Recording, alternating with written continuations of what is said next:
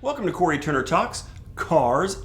And did I find something super cool today? Absolutely. I found this. It's a Fiberfab Avenger GT-12 kit car that is for sale. These are amazing cars. If you don't know anything about Fiberfab, then be sure to hang out during this video. At the end, I'll tell you all about Fiberfab, the history of the Avenger GT-12, and you can also listen to it on our podcast at CoryTurnerTalks.com. But right now, let's look at this bad boy that is for sale right here. Let me give you some information on this one. They say they are selling this one. This is a 1968 Avenger GT-12.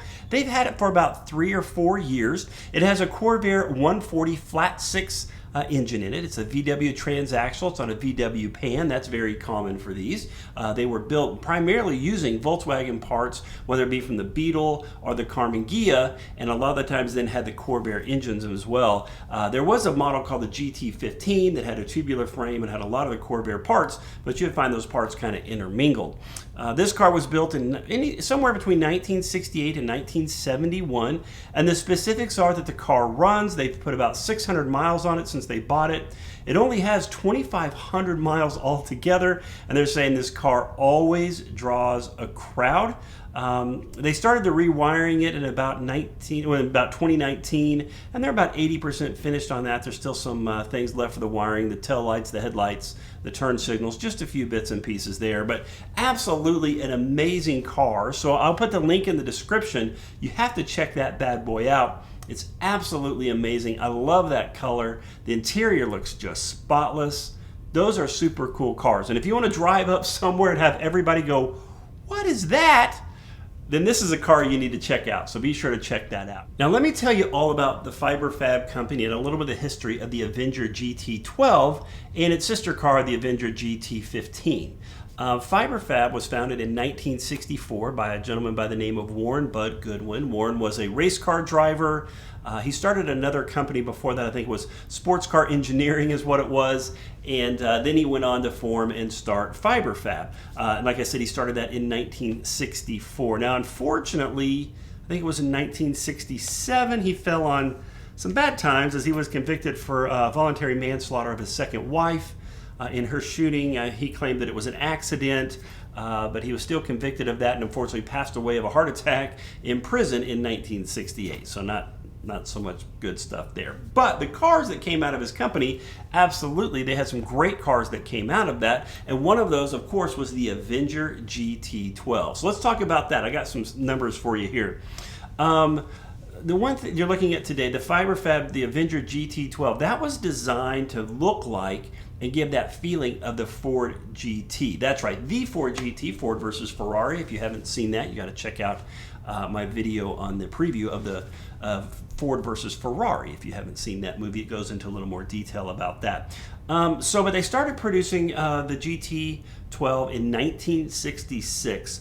And it's had a very long lifespan. It actually spanned 12 years. It ran until production until 1978, so that's pretty impressive. The Avenger GT was the follow-up of the companies that had a car called the Aztec, so it came in to do that. And even though it was made to look like the GT40, it was not a replica of the GT40 in any way.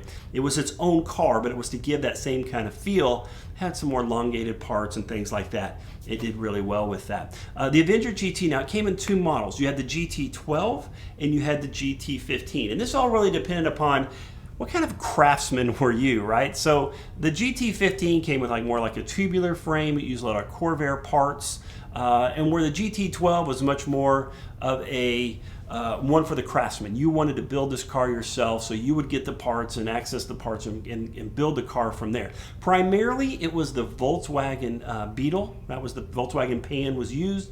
The Karmann Ghia as well. But either way, the Volkswagen was the primary car that people would use when they would put these together. So when you started out, you could take a Volkswagen Beetle and probably roughly about $800 and start crafting just an amazing car. Now that didn't take into all the other hardware, custom exhaust, the gauges, everything else you needed, plus the hundreds and hundreds of hours of elbow grease you had to put into getting that thing ready. It was an extensive kit, but it wasn't an expensive startup price to get something as amazing as you would get when you got the Avenger GT, which turned out to be a great car. Now, the Avenger GT, because of the fiberglass, because of the construction, it came in about $500 pounds less than a Volkswagen Beetle, which means you had better acceleration, better performance, better handling. And if you found yourself in a race with a Beetle, well, you could go faster than them and you could start faster than them.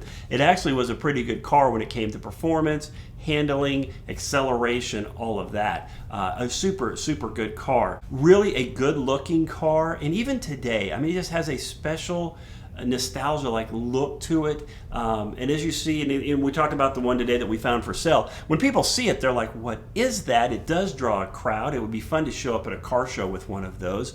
And they are a really strong and good kit.